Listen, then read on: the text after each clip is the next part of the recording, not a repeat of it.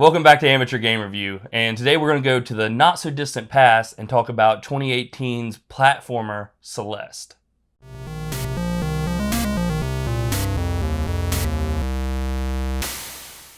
So Zach, you're the one that told me to download Celeste. That is indeed true. And then I told you I've had it for almost a year because it was free. Well, it was also free when I told you to download it, that's why I said it, but it was free on PC. One of the Epic Game Store, they do like 2 free games a week or whatever. Right, yeah. And I've always heard really good things about it, but I was like, hey, free, time to check that out. Good reason to buy any game, I think. I don't know if you can call it buying, but... True. So why don't you just tell us a little bit about what Celeste is? So Celeste started off as a game jam game. So that's pretty much when a bunch of indie devs come together and they decide, you know what, we'll have a contest, we'll see who can make a game as quick as possible. That's how it got made? Or That's how it got made, yeah. Oh. I love how you didn't ask me if I knew what a game jam was. You're so smart, I assumed you knew what it was. Yeah, you assumed I didn't know, and you were correct. I had no idea. Yeah, so what did they... Like, was it a contest and they, like, that's what came of it? Or that's just how it started and they were like, you know what, we got something here? So, the Game Jam happened and Celeste is what they made for the Game Jam. Like, it came together. It might not have been called Celeste at the time. Yeah. But the game that they wanted to make was a game for speedrunners. Okay. So... It definitely gives off that vibe, a speedrunners vibe. That's the way it's meant to be played, really. Really? Yes. Okay. Then why do they keep throwing those strawberries in there? Just to piss me off? Yeah, pretty much. Okay. We'll get to that, but I'll tell you this. Will. As soon as I found out that those strawberries didn't matter, I said to hell with it, and I stopped trying to get them. Exactly. But let's get to basically the best part of this game, in my opinion, and that's the artwork. I maybe lied. Maybe the music. It's somewhere in between artwork and music.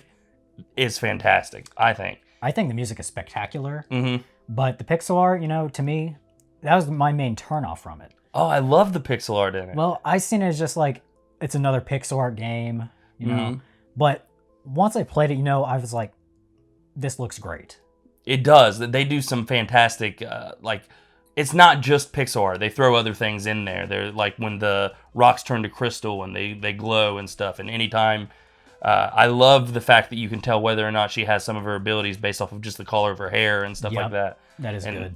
The art style in general, it may be a pixel art, it may be 8-bit or 16-bit or whatever it's supposed to be representing, but they deliver it in a way that you feel like you're alone on a mountain. You do. And we hinted at it there for just briefly, but the music in this game, oh my god, it made you feel like whatever it wanted. There were certain times it wanted you to feel certain ways, which we'll get to the themes of the game, but the music just hammered it home. It's the type of music I think I would listen to in my car now that I've played the game. Not gonna lie, it was just playing in my head. I wasn't even paying attention to what you said. The music in this game is spectacular. Really when you're is. climbing the mountain, it'll go from just desolate, kind of ominous, atmospheric, to just this upbeat jam, and then all of a sudden you are platforming your freaking life away. When the game gets intense, the music gets intense, and and it really makes you feel like there's something on the line, and there's not, because that's another major part of this game. We'll get into gameplay, but death means nothing. It really doesn't. It's just death is just part of the experience. There is nothing on the line. No. If you fall and you die, you actually respawn quicker than you died. Exactly. And right next to where you were at. But I think that comes back from the speedrun perspective. Mm-hmm. You die, you're right back into it. Yeah. There's no downtime at all. There's not. But again, the game is made for speedrunning. Yeah. I cannot stress that enough. That is the way to play it. And to be honest, I feel like that kind of brings the story down a little bit. Do you? Yes. Because it's obvious that I want to speedrun, you know what I'm saying? Mm-hmm. I don't want to pay attention to anything. I just want to keep on going. See, we played it 2 different ways because I was literally just climbing the mountain to get to the little parts of story in between. Stop and actually talk. I would talk to the same character over and over just to exhaust their dialogue. Well, see, I wanted to do that, but to me, I felt like I couldn't do that, though. Mm-hmm. So I do feel like that's my only con with it. Okay, I can see that. But let's talk gameplay. This is, at its heart, it's just a platformer. Like, nothing special. I agree. It's like 3 buttons, basically. You can jump, you can hold on to stuff, and you can dash. It reminded me of, like, classic Mario, in a way. Yeah, it kind of reminded me of, like, Super Meat Boy. Like, I don't... Ooh, that's... But I never thought of... But in, like, a more grand... Right. Like, and emotional way. Like an emotional Super Meat Boy. That's You didn't get emotional over Super Meat Boy? But the whole game is designed around the dash. That's it. Like, but they do it perfectly. Like, they make the dash essential. They make you master it. And it is hard to master. I know we say death means nothing, but that doesn't mean the game's easy. Just because as soon as you die, you pop back up right where you were. It's hard. For me, it was hard. I don't know about you, but I died. Noob. I died hundreds and hundreds and hundreds of times. I did too. But, see, that's the thing, though. When I found out that death means nothing... Mm-hmm. You just start jumping off the edge? Yeah, I was like, okay, I die. You're like, let's see if I can make this jump. Nope, let's see if I can do it again. Exactly.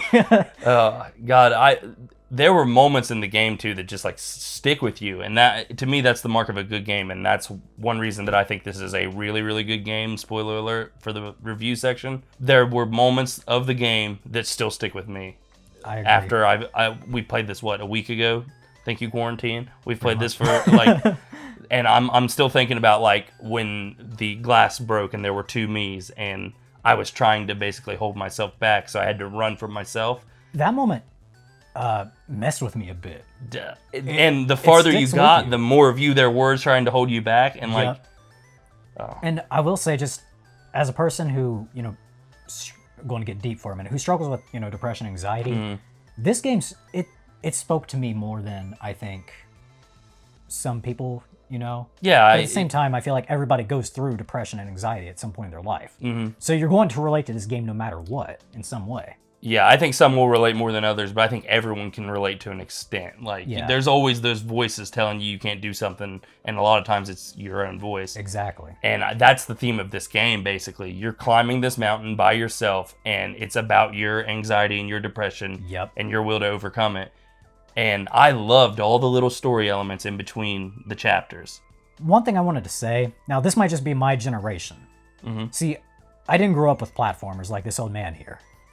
I grew up on 3D games. Yeah. One of my very first games was Splinter Cell, for God's sake. Not an appropriate game for a 6-year-old, but thanks, Mom. So whenever I see a platforming game, I think it's made for an iPhone. Yeah. Because I'm used to playing those type of games on the iPhone if I'm at the doctor's office or if I'm waiting in line somewhere. I didn't know you could play games on an iPhone. Oh my God, dude. Are you stuck in like 1990 or something?